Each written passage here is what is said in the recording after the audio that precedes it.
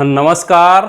आज एक लंबे अंतराल के बाद हम पुनः हाजिर हैं जनमत द पॉलिटिकल एनालिसिस में 2024 लोकसभा चुनाव का एक पूरा विश्लेषण लेकर के, जो पिछले 6 महीने से हमारी टीम देश के विभिन्न राज्यों में जाकर के कर रही है।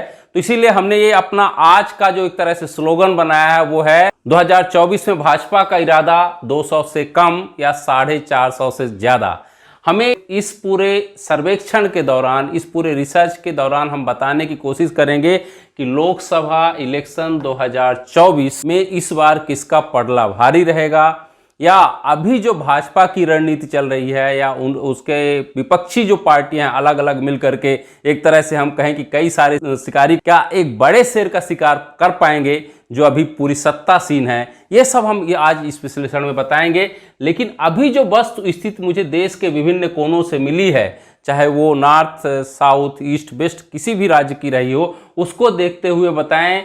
यदि हम समझने की कोशिश करें तो अभी जो स्ट्रेटजी है उसके अनुसार यदि भाजपा इसी रफ्तार से चली तो कि 2024 उसके लिए थोड़ा सा कहीं ना कहीं चिंताजनक हो सकता है। लेकिन यदि मुझे लगता है यदि स्ट्रेटजी वो बदलते हैं, कुछ नए आयाम जो हम लोगों ने फील्ड से निकाल के लाए हैं, यदि हमारी स्ट्रेटजी के अनुसार यदि उसमें कुछ परिवर्तन होता है, 450 के पास भी जा सकते हैं।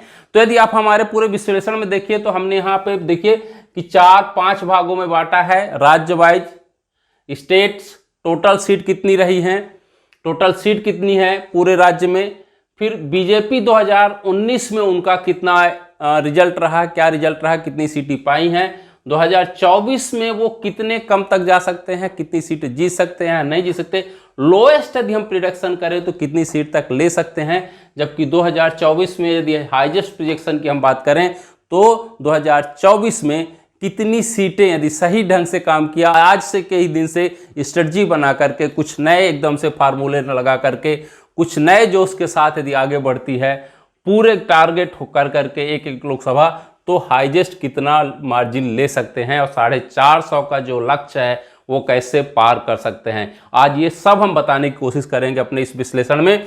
अब इसमें बहुत महत्वपूर्ण ये है कि क्या लगता है कि कांग्रेस सबसे लोएस्ट पार्टी बन जाएगी, या ममता बनर्जी बाजी मारते हुए दूसरी सबसे बड़ी विपक्षी पार्टी बनेगी, या लगता है कि केजरीवाल जो आम आदमी पार्टी का जो उभार दिखाई दे रहा है वो कहीं ना कहीं बीजेपी को टक्कर देता हुआ नजर आ रहा है। ये सब का भी हम विश्लेषण करेंगे। लेकिन हम एक एक राज्य वाइज हम लेते हैं कि राज्यवार स्थिति अभी क्या है भाजपा की, क्योंकि हमारा उद्देश्य है लोकसभा इलेक्शन 2024 में बीजेपी का इरादा 200 से कम या 450 से ज़्यादा। तो जैसा कि हम ये राज्य देखें, असम का लें, असम में अभी जो है टोटल सीट जो लोकसभा की है वो 14। 2019 का जो इलेक्शन हुआ उसमें आप देखेंगे तो 9 सीटें पर भाजपा विजेता रही है, जीत ने दर्ज किया है। यदि हम लोएस्ट प्रिडिक्शन देखें आज के हिसाब से तो ये देखिए कि 5 सीटें पाती हुई नजर आ रही हैं 224 में। यदि थोड़ा सुधार करते हैं, सही स्ट्रेटजी अपनाते हैं, तो मुझे लगता है कि 14 में से 12 सीटें अपनी झोली में भाजपा कर सकती है। लेकिन इसी तरह यदि हम आगे की तरह ये पूर्व के, अभी हम प्रदेशों के राज्यों की बात कर रहे हैं, पूर्व में जो स्थित हैं वहाँ की बात कर रहे हैं। नॉर्थ ईस्ट स्टेट में जो है उत्तर पूर्व के जो राज्य हैं यदि हम देखें तो 11 लोकसभा सीटें हैं वहाँ पर, जिसमें से 2019 के जो चुनाव हुआ था उसमें भाजपा को 5 सीटें मिली थी। जबकि जो लोएस्ट अभी प्रिडिक्शन चल रहा है, जो हमारा रिसर्च कह रहा है, जो हम लोग पिछले 6 महीने से कर रहे हैं, हम लोग तो ये पूरा रिसर्च लगभग 2012 से कर रहे हैं। जैसा कि आपने हमारे पुरानी वीडियो में देखा है कि उत्तर प्रदेश का जब इलेक्शन हुआ था तो 2 महीने पहले हमने बताया था कि कौन पार्टी जीत रही, योगी की सरकार बनेगी या नहीं बनेगी। इसी तरह यदि टीवी 18 न्यूज चैनल देखा होगा तो इलेक्शन के एक दिन पहले मैंने बताया था कि बंगाल में ममता बनर्जी की सरकार बन रही है या नहीं बन रही है। तो हमने वहां बताया था कि ममता बनर्जी कुछ भी हो जाए सरकार बनेगी, और हो सकता है नंदीग्राम से वो हार जाएं। ये भी हमारा पूरा रिकॉर्ड है, टीवी 18 पे हमने चर्चा के दौरान हमने बताया था। तो आज लगभग 2 साल पहले ही, 1.5 साल पहले ही हम पुनः लेकर आए हैं कि हमारा प्रिडिक्शन कितना सही साबित हो गया, नहीं होगा। यदि कुछ में परिवर्तन, बार बार कह रहा हूं कि मुझे लगता है यदि भाजपा जैसी बड़ी पार्टी कुछ अपने नीतियों में परिवर्तन करती, नई स्ट्रेटजी के साथ आती है, तो वो 450 के पार भी जा सकती है, और जितने शिकारी मुझे दिखाई देते हैं वो सबका सफाया भी हो सकता है। तो ये सब हमें देखने की जरूरत है। तो जैसे हमने बताया कि उत्तर पूर्व के जो राज्य है उसमें 11 सीटें लोकसभा की हैं, जिसमें से 2019 में आप देख रहे हैं कि 5 सीटें भाजपा की झोली में गए थे, और 2024 के जो इलेक्शन में 3 सीटें पाने की उम्मीद की जा रही है अभी तक के इलेक्शन जो हमारा सर्वे रिपोर्ट बोल रहा है। और 2024 में यदि सही ढंग से करें, बार बार मैं बोल रहा हूं कि 8 सीटें पा सकते हैं 11 में से। इसी तरह थोड़ा बंगाल में देखने की जरूरत है। बंगाल में टोटल लोकसभा की सीटें हैं 42 में से बीजेपी यदि आप देखें तो 2019 के इलेक्शन में 18 सीटें अपनी झोली में किया था, बीजेपी को मिली थी। और जबकि 2024 में ये बड़ा चिंताजनक विषय है, ये मैं अंदर की खबर बता रहा हूँ, अंदर की फील्ड के रिपोर्टरों की बात बता रहा हूँ, जो एक एक व्यक्ति से आपको बाहर दिखाई दे रहा हो कि बीजेपी बिहार में है, जबकि ऐसा है नहीं। क्योंकि ग्राउंड रिपोर्ट हमारी कह रही है कि जो कल तक भाजपा में थे आज कहीं ना कहीं टीएमसी में सिमट गए हैं, बाहर से बने हुए हैं, लेकिन ममता दी जो है ना उनको उभरने नहीं दे रही हैं। तो यहाँ जीरो दिखाई देता है, ये बहुत चिंताजनक जो दिखाई दे रहा हमें 2024 में। और यदि सही रहा, सही स्ट्रेटजी के साथ गए, तो ये जो है आपको अभी यहाँ वेस्ट बंगाल में 42 में 18 है, तो लगभग डबल के आसपास जो है बीजेपी यहाँ बाजी मार सकती है, यदि उनकी स्ट्रेटजी पिछले स्ट्रेटजी से और ज़्यादा कारगर साबित हुई। घेराबंदी करके यदि कहीं ना कहीं हम लड़ाई करते हैं, यदि अपनी सीट यहाँ मजबूत करते हैं, तो यहाँ कहीं ना कहीं हम 33 सीट तक पाने में सक्षम हो जाएंगे। इसके कुछ हमने कुछ स्ट्रेटजी भी बनाई है फील्ड के समझने के बाद, लोगों का मनोबल जानने के बाद, लोगों की आकांक्षाएं जानने के बाद कि कैसे कैसे टीएमसी के लोगों को, सीपीएम के लोगों को बीजेपी अपनी तरफ ले सकती है। तो एक तरह से भाजपा की जो सबसे प्रमुख और मजबूत सीट थी दार्जिलिंग, वो भी इस बार 2019 के लोकसभा चुनाव में अभी तक के हमारे आंतरिक सर्वेक्षण जो बता रहे हैं, इस बार उनके लिए थोड़ा डिफिकल्ट दिखाई जान पड़ रही है। उसका एक बहुत बड़ा कारण यदि हम बंगाल में देखें तो मेरे पास जो रिपोर्ट है, बंगाल में टीएमसी के लोग भाजपा में भर गए हैं, जिन्होंने भाजपा के असली कार्यकर्ताओं को एक तरह से भगा दिया है, और आपस की मिली भगत से वो अपना स्वार्थ सिद्ध करके कभी भी वापस फिर से टीएमसी में जा सकते हैं। उड़ीसा में यदि हम देखें तो उड़ीसा में टोटल सीट थी 21 लोकसभा, और उसमें से बीजेपी को मिली थी 8। और जो 2024 का जो प्रिडिक्शन मुझे दिखाई दे रहा है, जो एक तरह से सर्वेक्षण मेरे पास नज़र आ रहे हैं, वो देखिए तो यहाँ पे 4 सीटें जो हैं मुझे बीजेपी के खाते में जाते हुए दिखाई दे रही हैं। जबकि 2024 में यदि आप सही ढंग से करें तो 21 में से 18 सीटें बीजेपी यहाँ पर ले सकती है। यदि ऐसे में भाजपा को वहाँ पे अपना वर्चस्व बनाना है, तो वहाँ पर सीएम नवीन और पीएम मोदी का नारा भी चल सकता है और चलाया भी जा सकता है। यह पार्टी को देखना होगा कि ये नारा कैसे कारगर सिद्ध हो सकता है। बिहार अगेन एक बहुत बड़ा समस्या है, चिंता का विषय दिखाई दे रहा है बीजेपी को एक बार, क्योंकि यहाँ पे 40 सीटें हैं, बड़ी सीटें हैं, अच्छी खासी सीटें हैं, जिसमें से 17 बीजेपी के पास थी। गठबंधन था नीतीश कुमार जी के साथ, और यहाँ 2024 में देखिए तो 7 सीटें जो हैं तो कहीं ना कहीं ये ले रहे हैं, 10 सीटें कहीं ना कहीं अब गंवा रहे हैं।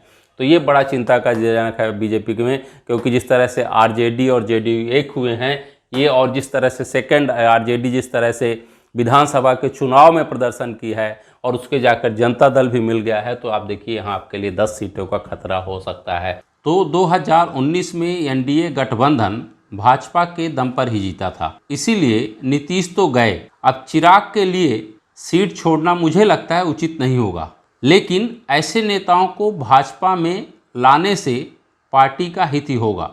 फिर इसी तरह झारखंड में जाइए तो झारखंड में हमारे पास कितनी सीटें हैं, झारखंड में हमारी 14 सीटें हैं। 14 सीटों में आप देखें तो बीजेपी को 2 मिली थी, 2019 में 11 सीटें मिली थी।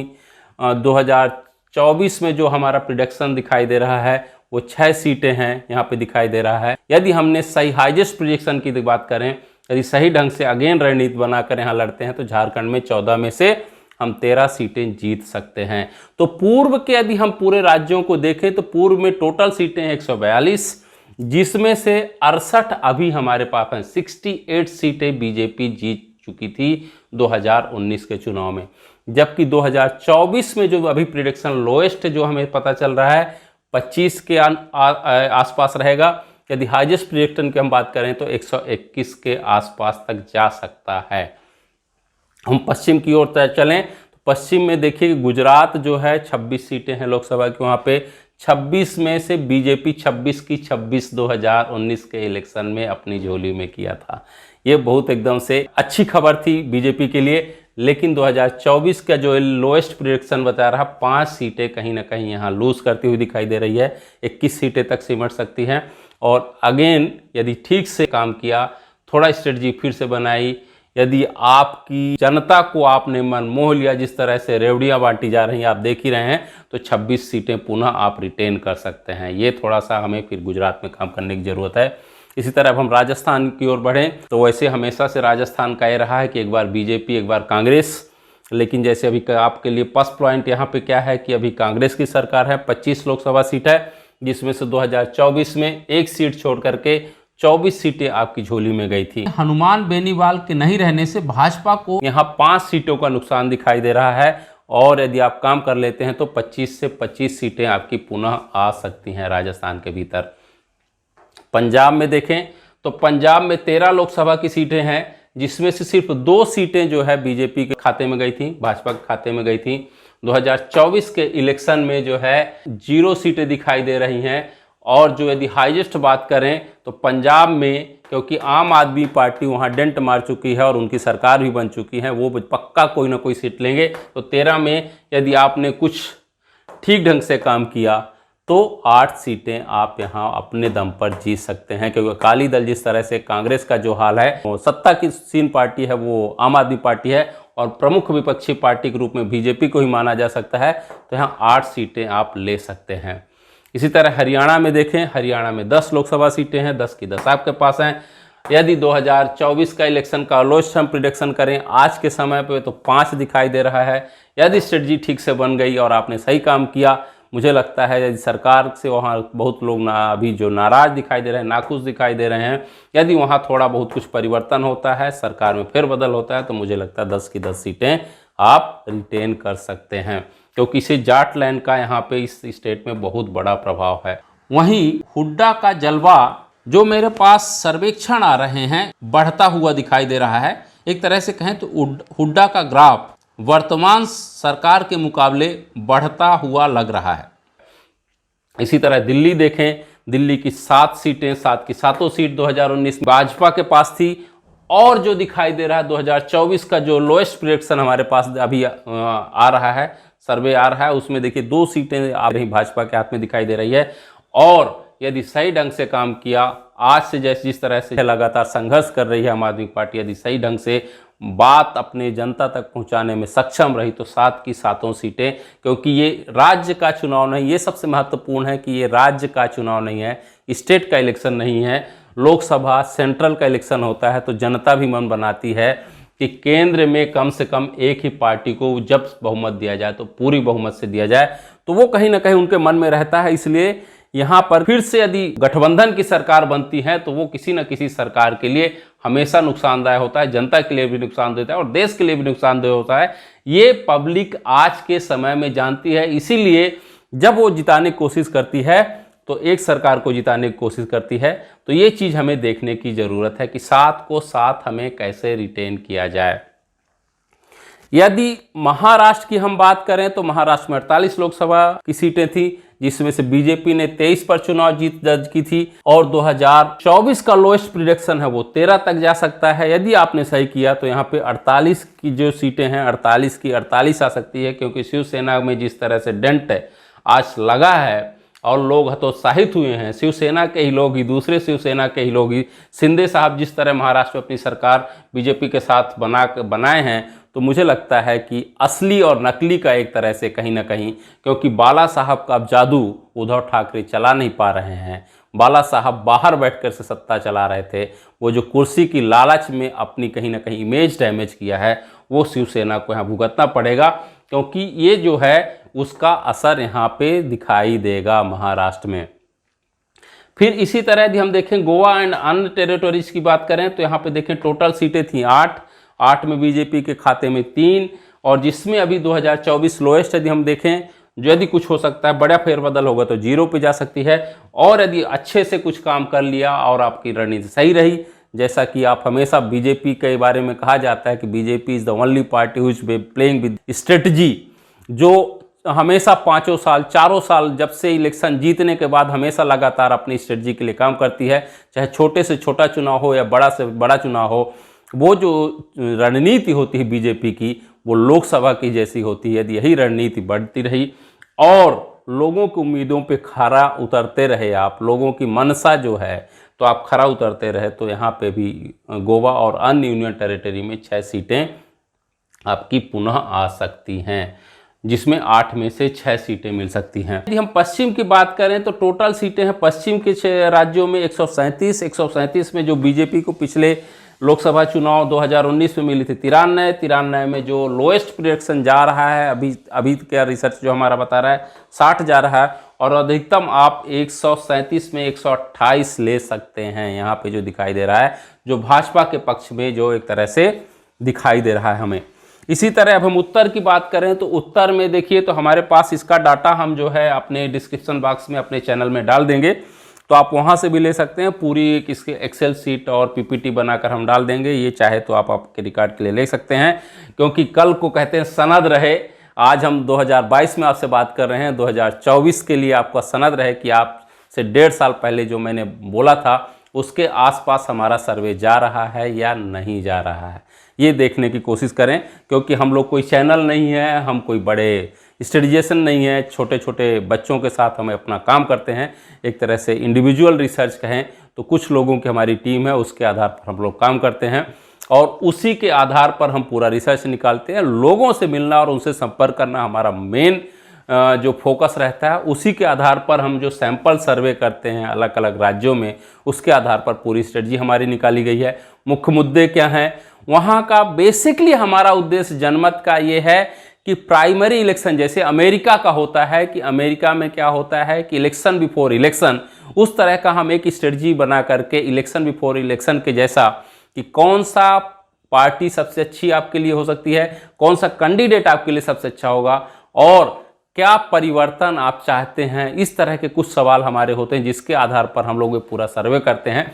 उसी के आधार पर हम ये आपके सामने ये सर्वेक्षण प्रस्तुत कर रहे हैं। तो यदि हम थोड़ा सा बात करें उत्तर की तरफ तो जम्मू कश्मीर में देखें तो 6 सीटें हैं। 6 सीटों में जो है बीजेपी के पास 3 सीटें थी 2019 में, और 2024 में जो लोएस्ट प्रेडिक्शन किया जा सकता है वो 2 सीटों पर किया जा सकता है, खासकर जम्मू वाली सीटों पर, और जो अधिकतम प्रेडिक्शन 6 में से हो सकता है वो 4 सीटें यहाँ पर बीजेपी जीतती हुई दिखाई दे रही है। इसी तरह यदि हिमाचल की बात करें तो हिमाचल में 4 लोकसभा सीटें हैं, बीजेपी चारों की चारों 2000 में जीती हुई थी, और 2024 में जो लोएस्ट प्रेडिक्शन दिखाई दे रहा है, क्योंकि इस बार हिमाचल कहीं ना कहीं थोड़ा सा वहाँ खुसफुसाहट चल रही है सत्ता परिवर्तन की, तो 3 सीटें आ सकती हैं, तब भी 1 सीटें कहीं ना कहीं भाजपा यहाँ अपने हाथ से खिसकती हुई महसूस कर रही है। उसी तरह उत्तरांचल की तरफ चले तो उत्तरांचल में 5 सीटें हैं। 5 लोकसभा सीटों में पाँचों की पाँचों जो है 2019 में भाजपा जीती थी, जिसमें से 3 जो है 2024 में जीतने की उम्मीद है। एक तरह से कहें तो अनप्रिडिक्टेबल प्रिडिक्शन जो था सबके धता बताते हुए उत्तराखंड में जिस तरह से बीजेपी ने अपनी सरकार बनाई है विधानसभा के भीतर, उस तरह से फिर से एक तरह से बीजेपी यहाँ उम्मीद कर सकती है कि 5 में से 3 सीटें कम से कम लोकसभा वो रिटेन करेगी, और यदि सही रहा जिस तरह से विधानसभा के परिणाम आए हैं तो 5 की 5 सीटें बीजेपी यहाँ पुनः जीत सकती है। उत्तर प्रदेश में देखें तो ये बीजेपी के लिए यहाँ जो खतरा दिखाई दे रहा है 2024 में, उत्तर प्रदेश में हालांकि जो विधानसभा की चुनाव है उसमें भी थोड़ी सी सीटें विधानसभा में कम हुई है, लेकिन परफॉर्मेंस ओवरऑल बहुत अच्छा रहा है। बाबा योगी के नाम पर जिस तरह से लोगों ने वोट दिया है, एक तरह से जाति धर्म और सभी तरह के विद्वेषों को भूलते हुए कहीं ना कहीं उनको एक तरह से फ्यूचर का प्रधानमंत्री उनमें दिखाई दे रहा है। इसलिए मुझे लगता है उत्तर प्रदेश की जनता जिस तरह योगी के पक्ष में एक तरह से डट कर खड़ी है, मुझे लगता है 2024 के लोकसभा चुनाव में भी उनका असर दिखाई देगा। सबसे बड़ा यहाँ पे एक और बड़ा ये सवाल उठता है, उत्तर प्रदेश जितने जीत लिया वो पूरा देश जीत लिया, क्योंकि सबसे अधिक सीटें देखा जाए लोकसभा की तो कहाँ पे है, उत्तर प्रदेश में 80 सीटें हैं। लेकिन जिस तरह से योगी सरकार को रिपीट करने को लेकर अंदेशे लगाए जा रहे थे, आशंका व्यक्त की जा रही थी, बाबा ने फिर से विक्ट्री पा करके विजय रथ में सवार होकर के दिखा दिया कि कहीं ना कहीं पब्लिक वहाँ की चाहती है कि देश का अगला प्रधानमंत्री यदि कोई हो सकता है तो मोदी के बाद योगी हो सकता है। यहाँ 62 सीटों पे जो है एक तरह से बीजेपी 2019 के इलेक्शन में लोकसभा सीट जीती थी, लेकिन यहाँ 10 सीट गंवाती हुई नजर आ रही है। अभी के यदि हम सर्वेक्षण की बात करें तो मायावती अखिलेश का गठबंधन नहीं होने से भाजपा राहत की सांस ले सकती है, मगर मायावती के पूरी तरह एक्सपोज होने से सपा और भाजपा की सीधी लड़ाई में भाजपा यहाँ घाटे में जाती हुई नजर आ रही है। और यदि अधिकतम जीतें तो 80 में से 77 चीज़ें रिटेन कर सकती हैं यदि सही ढंग से चलें। अंदर की यदि कलह शांत हो गई और सब लोग एक दूसरे को यदि काटने कर लग करके न लड़े, एकजुट होकर लड़े, तो मुझे लगता है बीजेपी यहाँ उत्तर प्रदेश में पुनः एक बार अपनी धमक दिखा सकती है, 77 सीटें ले सकती है। एमपी की हम बात करें तो एमपी में हमारी 29 सीटें हैं। 29 सीटें में एक कमलनाथ को छोड़ करके 28 सीटें जो है बीजेपी को मिली थी। 2024 का जो प्रिडिक्शन बता रहा है, लोएस्ट जो बता रहा है 23 बता रहा है, जबकि 2024 का यदि प्रिडिक्शन हाईएस्ट जो हमें दिखाई दे रहा 29 की 29 सीटें दिखाई दे रही हैं। अब ये निर्णय लेना है कि सरकार कैसे वहाँ पर अपनी स्ट्रेटजी बनाती है, कैसे चुनाव लड़ती है। छत्तीसगढ़ में 11 लोकसभा की सीटें थी, जिसमें 9 बीजेपी में काबिज थी, 9 में ये 3 सीटें गंवाती हुई नज़र आ रही है, 3 में से 11 रिटेन करती है। हाईएस्ट लेवल पे हम बात करें 2 सीटें तब भी कहीं ना कहीं वो नहीं बचा पाएंगे और यहाँ 11 सीटें रिटेन कर सकती हैं। और यदि हम टोटल देखें तो उत्तर के जितने राज्य हैं उसमें टोटल जो लोकसभा सीटें बनती है 135 में बीजेपी को मिली थी 111 में जो लोएस्ट हमें प्रिडिक्शन दिखाई दे रहा है यदि गंवाती हुई नजर आएगी तो 89 आपकी बचेंगी, और जो हाईएस्ट लेवल पे बने तो यहाँ पे 9 सीटें बढ़ती हुई भी दिखाई दे रही हैं, 120 तक आप जा सकते हैं। यदि हम दक्षिण के राज्यों की बात करें जो हमेशा एक तरह से हमेशा बीजेपी के लिए चैलेंज रहा है, और किसी भी दक्षिण की पार्टियों को छोड़ करके चाहे कोई भी पार्टी वहाँ पे नई हो या पुरानी हो, अपनी सरकार बनाने में एक तरह से कहीं ना कहीं एक तरह से परेशान रही है। तो आंध्र प्रदेश की बात करें तो 2014 के लोकसभा चुनाव में भाजपा को 7% वोट मिले थे, जबकि 2019 में 1% ही रह गया। लेकिन त्रिपुरा विजय के नायक सुनील देवघर के आने के बाद स्थिति तेजी से बदल रही है। टीडीपी एवं जनसेना से समझौता जूनियर एनटीआर का भाजपा में प्रवेश से लाभ होगा। यदि कहीं ना कहीं आंध्र प्रदेश के आज की स्ट्रेटजी और कुछ नए मॉड्यूल के साथ बीजेपी आगे बढ़ती है तो 10 सीटें यहाँ गेन कर सकती है। और हम बताएंगे कि 10 बड़े सीट क्यों गेन कर सकती है, क्योंकि बीजेपी जो अभी उनका जो पिछला हैदराबाद में बैठक हुई थी तो उसमें कहा था सेकंड जो स्थान पे बीजेपी के थे 144 सीटों पर बीजेपी दूसरे नंबर पे रही है। तो उसकी नज़र कहीं ना कहीं 24 ये दक्षिण के राज्यों पे बीजेपी की है कि कैसे उसको सेकंड पोजीशन से फर्स्ट पोजीशन पे लाया जाए। तो यहाँ 10 सीटें आंध्र प्रदेश में वो प्लस कर सकती है। इसी तरह यदि हम तेलंगाना की बात करें तो तेलंगाना में टोटल लोकसभा सीटें हैं 17 में बीजेपी को मिली थी 2019 में 4, और 2024 में यदि लोएस्ट यदि हम बात करें तो 4 फिर से रिटेन करने की उम्मीद है।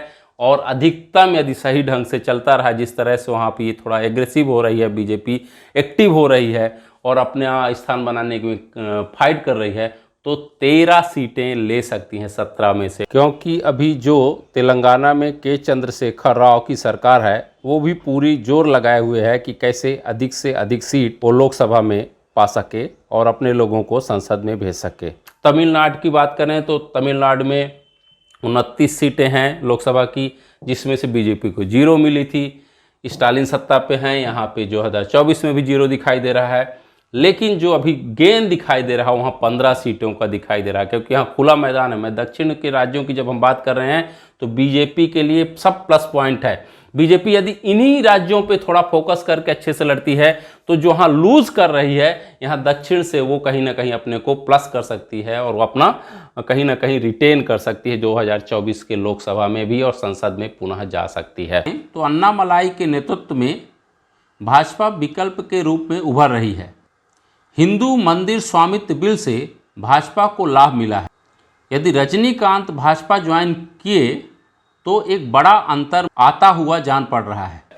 अब यहाँ पे हम बात करें तमिलनाडु के बाद कर्नाटक में बीजेपी की सरकार है, 28 सीटें लोकसभा की हैं, 28 में बीजेपी के पास 25 लोकसभा सीटें हैं अभी, जिसमें से 15 जो है लोएस्ट के जो है मिलने की यदि हम प्रिडिक्शन करें तो जा रही हैं। यदि अच्छे ढंग से फाइट की तो 28 की 28, क्योंकि कर्नाटक के बारे में कहा जाता है एक तरह से कर्नाटक हिंदुत्व के उभार वाला राज्य है, राष्ट्रवाद के उभार वाला राज्य है। तो इस तरह से यदि हमें लगता है इमोशनल मोबिलाइजेशन यदि यहाँ पे होता है कुछ, तो कर्नाटक को रिटेन किया जा सकता है। केरल एक तरह से फिर से एक तरह से बीजेपी के लिए हमेशा बहुत कठिन राज्य रहा है, यहाँ से कभी सीटें नहीं आई, एक भी लोकसभा में 20 सीटें हैं, 20 में 20 जो है यहाँ में 2019 में 0 सीटें मिली थी, गंवा चुकी थी बीजेपी। फिर से 2024 में लोएस्ट प्रेडिक्शन यही है कि 0 सीटें मिलेगी यदि हाईएस्ट करें, क्योंकि अंदर का जो तंत्र हमें बताई दे रहा है, क्योंकि बीजेपी कांग्रेस वहाँ 0 नज़र आ रही है आज के डेट पे, ये बहुत बड़ा प्लस पॉइंट है बीजेपी के लिए। कांग्रेस वहाँ पे यदि 0 नज़र आ रही है, जिनके पास अभी 10 सीटें हैं वहाँ पे बीजेपी ये जो है अपना जगह बना सकती है। तो ये 10 सीटें लेकर के 20 में से 10 सीटें लेकर यहाँ भी बीजेपी प्लस कर सकती है। यदि हम देखें तो त्रिवेंद्रम, त्रिचूर, पत्तनमथिट्टा जैसी सीटों में भाजपा का मजबूत कैडर है। सबरीमला ईसाई लव जिहाद जैसे विवादों तथा अजैवा पार्टी बीडीएस से गठबंधन से भी लाभ हुआ है। कुल मिलाकर दक्षिण में भाजपा की 129 सीट में से 2019 में भाजपा को 29 सीट ही मिली थी।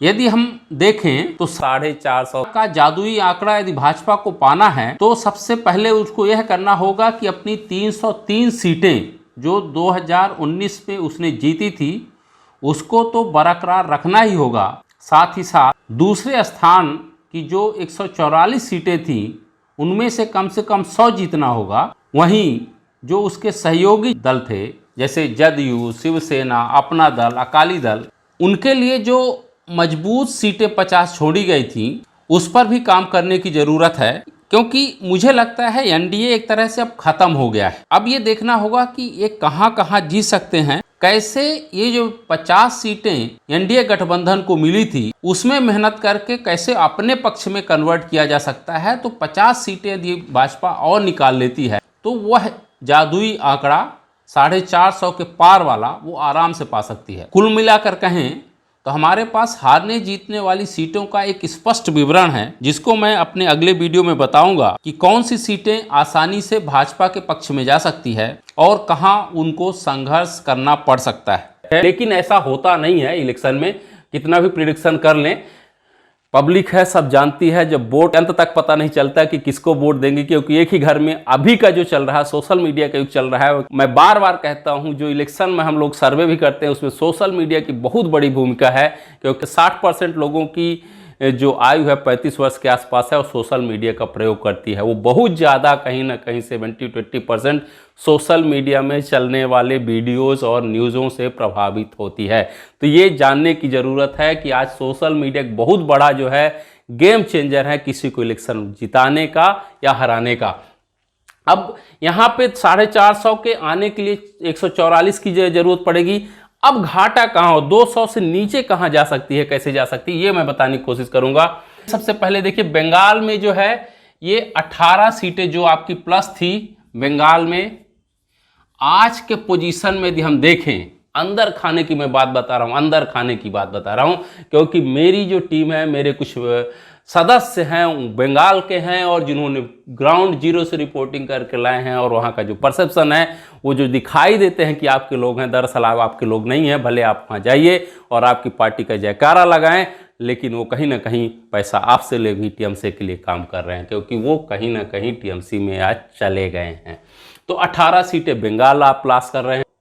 दूसरे नंबर पे बिहार में 10 से 12 सीटें आप लूज कर रहे हैं। नीतीश बाबू अब आपके साथ नहीं है, जेडीयू और लालू की पार्टी और नीतीश ने दोनों ने हाथ मिला लिया है, तो बिहार में 10 सीटों का नुकसान हो रहा है। यूपी में भी जो 10-12 सीटें का नुकसान हो रहा है वो भी आपका घाटा हो गया, तो 18 और अब देखिए 28 और 10 38 ये सीधे हो गया। एमपी में 4-5 सीटें जा रहे हैं तो यहाँ नुकसान हो रहा है 4-5 सीटों का। राजस्थान में 4-5 सीटें जा रही हैं, कर्नाटक में 4-5 सीटें आपकी जा रही हैं, छत्तीसगढ़ में 4-5 सीटें आपकी जा रही हैं, झारखंड में 4-5 सीटें आपकी जा रही हैं, दिल्ली में 7 में से आप 4-5 सीटें लूज करते हुए नजर आ रहे हैं। तो इस तरह से यदि हम टोटल कैलकुलेशन यदि हम देखें 100 माइनस कर दें 296 में, तो हमारा जो अभी प्रिडिक्शन दिखाई दे रहा है 200 के नीचे ही दिखाई दे रहा है। तो इस तरह से हम बात करें कि 200 से नीचे क्यों है, और जो है 200 में यदि हम 150 और मिला दें 300 के आसपास है, 296 में 144 और जोड़ दें तो आप लगभग जो है आपकी गठबंधन जिससे होती है हमेशा रहा है, यदि ऐसा करके यदि हम सीट बढ़ाने की कोशिश करें तो आप 450 के ऊपर जा सकते हैं। तो ये जो है पूरे जो आंकड़े हैं हमने ग्राउंड पे लिए हैं, इसीलिए हम बार बार कहते हैं कि ये, और एक चीज़ और हम बताएंगे कि ये हमारा अंतिम वीडियो नहीं है। जो हम ये बताएंगे हम आपको वो मॉड्यूल भी बताएंगे जो पब्लिक के ओपिनियन से मुझे देखने को मिला है। पब्लिक के ओपिनियंस ने क्या कहा है कि बीजेपी को किन किन क्षेत्रों में काम करने की ज़रूरत है, या दूसरी पार्टी क्यों पीछे रह जाएंगी, वो सब भी स्ट्रेटजी हम अगले वीडियो में बताएंगे। लेकिन इसके पहले और एक चीज़ और बताएंगे, ये जितने भी आंकड़े हैं हम अपने चैनल के डिस्क्रिप्शन बॉक्स में डाल देंगे जिससे आपके लिए रिकॉर्ड हो जाए, क्योंकि हम बार बार कहते हैं कि हम जो आंकड़े दिखा रहे हैं हम पहले ही प्रिडिक्शन करते हैं, और आप देखिए हमने बहुत ज़्यादा चैलेंज नहीं लेते हैं और ना हम दावे करते हैं कि हम बिल्कुल 100% सही हैं। लेकिन 2 इलेक्शन, बंगाल का इलेक्शन रहा हो, यूपी का इलेक्शन रहा हो, और एमपी में कुछ हम लोगों ने विधानसभा का इलेक्शन का प्रिडिक्शन किया था और 29 में 27 सीटें बीजेपी ने जीती थी, खास करके महाकौशल वाले रीजन में। तो ये हम पूरा ग्राउंड रिपोर्टिंग के बारे में करके बात कर रहे हैं, ग्राउंड रिपोर्टिंग से ग्राउंड लेवल पे जाके सर्वे कर रहे हैं, लोगों का परसेप्शन ले रहे हैं, उसके आधार पर हमने ये पूरा रिसर्च निकाला है। और आगे जैसे जैसे हमें कुछ अपडेट मिलते रहते हैं 3 महीने के अंतराल में हम बताते रहेंगे। लेकिन इसके पहले हम अगले हफ्ते कोशिश करेंगे कि हम बताएं कि क्या क्या हमारे मॉड्यूल हो सकते हैं कि 450 के ऊपर चले जाएं, और यदि मॉड्यूल में परिवर्तन नहीं किया गया जैसे बीजेपी अभी चल रही है तो 200 के आसपास तो है। लेकिन एक चीज़ और हम यहाँ पे बताएंगे कि यहाँ पे सबसे ज़्यादा खतरा जो है, सबसे चौंकाने वाली बात है कि सबसे अगेन नुकसान जो यदि किसी पार्टी को दिखाई दे रहा है वो है कांग्रेस को। कांग्रेस के पास 45 सीटें हैं, 45 सीटों में केरला उनका माइनस हो रहा है, पूरा का पूरा सीपीएम चला जाएगा। तमिलनाडु में उनको कोई जगह नहीं दे रहा, 15 सीटें यहाँ चली जाएंगी, पंजाब आपका 0 हो जाएगा। तो ये सब यदि हम देखें तो यहाँ पे आम आदमी पार्टी आ गई। तो यदि आप 40-35 सीटें यदि कहीं जीतते हुए नजर आते हैं, एमपी, छत्तीसगढ़, राजस्थान, तो आप 40 सीटें लूज करते हुए नजर आते हैं। तो यदि 200 हम बीजेपी को वहाँ पे देखें और यदि हम 35 सीटें कांग्रेस का देखें, तो सबसे बड़ा एक तरह से भयानक सा जो दिखाई दे रहा वो ये है कि दोनों बड़ी पार्टियां मिल करके भी एक तरह से सरकार बनाने में सक्षम नहीं है। और सबसे बड़ा फायदा यहाँ पे यदि किसी को हो रहा है तो सबसे बड़ा फायदा यहाँ पे यदि दिखाई दे रहा है वो आने वाले समय में हमें कहीं ना कहीं ये दिखाई दे रहा है कि ममता बनर्जी कहीं दूसरी सबसे बड़ी विपक्षी पार्टी न बन जाए कांग्रेस की जगह। यदि वो नहीं बनती हैं तो जिस तरह से अभी जो ट्रेंड दिखाई दे रहा है वो आम आदमी पार्टी कहीं ना कहीं अपनी जगह बीजेपी के पैरेलल जाके न बना ले। तो ये थोड़ा सोचना है कि उनको कैसे आप जो टैकल करेंगे आने वाले दिनों में। यदि ये सब चीज़ें चलती रहीं तो मुख्य विपक्षी पार्टी के रूप में बीजेपी के पैरेलल या तो ममता बनर्जी चली जाएंगी या आम आदमी पार्टी आ जाएगा। सबसे बड़ा दुर्भाग्य यहाँ देखिए कांग्रेस का दिखाई दे रहा है, क्योंकि उनके साउथ की जो सीटें थी स्टालिन जगह नहीं देंगे, केरला में वो हार रहे हैं, और जो पंजाब में वो उनके हाथ से निकल गया है। तो ये सबसे बड़ा नुकसान ये है कि वो फिर से जो है 50 से नीचे ही मुझे ठहरते हुए दिखाई दे रहे हैं, तमाम जो है भारत जोड़ो यात्रा के बावजूद भी। और अंत में हम यही कहेंगे लोहिया के शब्दों में कि यदि किसी पार्टी को आगे बढ़ना है और अपनी विजय यात्रा बरकरार रखनी है तो वो हमेशा 2 ही वाक्य बोलते थे, सुधरो अथवा टूटो। तो अब देखना ये होगा भाजपा अपने को सुधार पाती है या 2024 के चुनाव में टूटती हुई नजर आएगी, ये तो पार्टी ही निश्चित करेगी।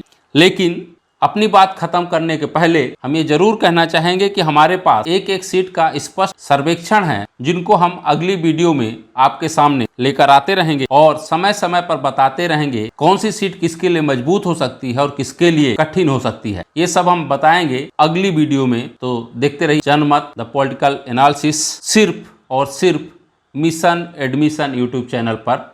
यदि आपको हमारी आज की यह वीडियो पसंद आ रही है और लगता है कि हमारा सर्वेक्षण कहीं ना कहीं आपके अपेक्षाओं के अनुरूप है और सही है, बस आप लोगों से यही रिक्वेस्ट है कि हमारे चैनल को जरूर सब्सक्राइब करें, जिससे आपको हमारी हर एक वीडियो का अपडेट मिलता रहे। और तब तक हमारा चैनल देखते रहिए। आप सभी का बहुत बहुत धन्यवाद। नमस्कार।